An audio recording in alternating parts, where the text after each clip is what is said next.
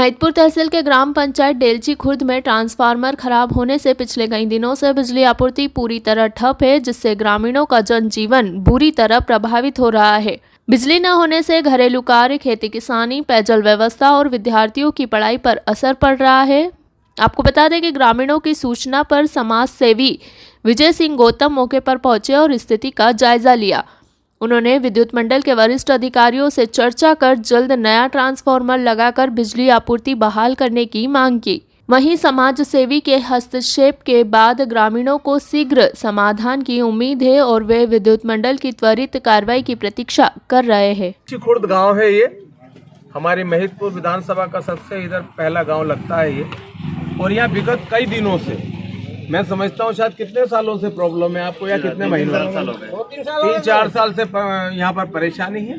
यहाँ पर एक, जब मैं अंदर आया तो यहाँ पर बंजारा बस्ती है, वहाँ पर भी 3 डीपी है और 3 ही डीपी अभी हाल सप्लाई बंद है उसकी।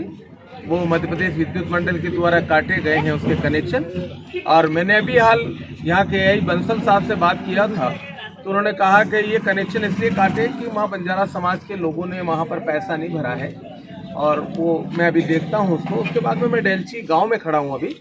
यहाँ डेलची खुर्द गांव में बहुत बड़ा गांव है और 100 का ट्रांसफार्मर है, डीपी है यहाँ पर, और 100 का वो डीपी पूरी तरह से सप्लाई नहीं कर पा रहा है, हर 3 दिन में जल पा रहा है। इनका ये कहना था कि 100 का ट्रांसफर और मिले तो इनकी जो अपनी विद्युत व्यवस्था है उसका आमूल चूल केवल हमारी जो व्यवस्था है वो होगी।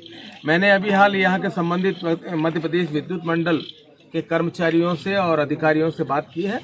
उन्होंने मुझे समय मांगा है कल तक का, और उसमें उन्होंने कहा है कि हम लोग व्यवस्था करते हैं, तो मैं कल तक इसकी पूरी व्यवस्था कराऊंगा। 65 की अनुमति तो उन्होंने प्रदान कर दी थी, पर इसमें इनका कहना है कि 100 का करवा देंगे तो आप हम लोगों के लिए बहुत बेहतर होगा। और जो हमारी ग्राम में विद्युत के साथ साथ जो जल का वितरण है वो हम 25 हॉर्सपावर की डीपी को कोई हाथ नहीं लगाना चाहते। एक दूसरा ट्रांसफार्मर, एक दूसरी डीपी यहीं पे लगाई जाएगी।